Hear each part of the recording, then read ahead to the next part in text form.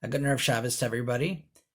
I was thinking about the coronavirus and the unprecedented nature of what's going on now, and I was struck by the thought that there's nobody to tell. There's nobody to call and say, "Hey, you know what's going on over here? It's crazy." And the person, and the person will tell you, "Wow, that's nuts," because everyone's dealing with the same thing. Whoever you call and tell them about your social distancing and being stuck home from school and everything, the same thing's going on by them, perhaps worse.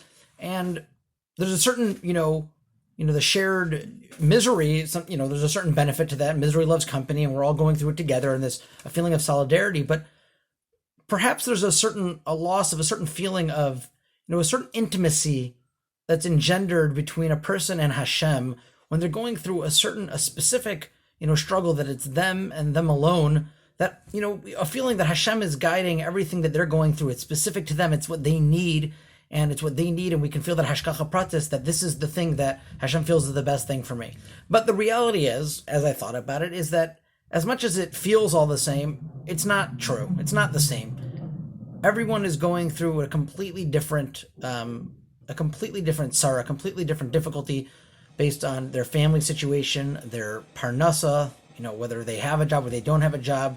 There are so many unique aspects that everyone really is going through their own individual, specifically styled to them difficulty, and the comfort in that is to remember that Hashem never gives us an assignment that we cannot pass. Everything is tailored perfectly to us. The Manchester Rosh Hashiva points out that in Bishalach, when Hashem took the Yidden out of Mitzrayim, and he says, "I'm not going to take you guys near the Plishtim because I'm afraid that the Yidden will have a change of heart when they see the war, and they're going to want to return to Mitzrayim." And the question is there were many times that they wanted to return to Mitzrayim. What was specific about this particular nisayon, this particular test, that Hashem didn't want to subject them to? There was many times that they said, we're losing faith and we want to go back. And the answer is, the Manchester Rosh Hashiva explains that this one was going to be too much.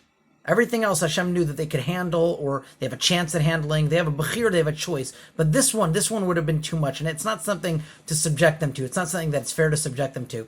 So it's a good thing to remember that in the midst of everything we're dealing with, and even though it's such a global issue, but each and every person is dealing with something on their own, in their own individual way, and it's not something that's beyond us. It's not something that's beyond our capabilities. Everyone has the abilities necessary to deal with what we're all dealing with. Everyone should have a wonderful Shabbos, and stay healthy, stay safe, and I look forward to seeing everyone again as soon as possible.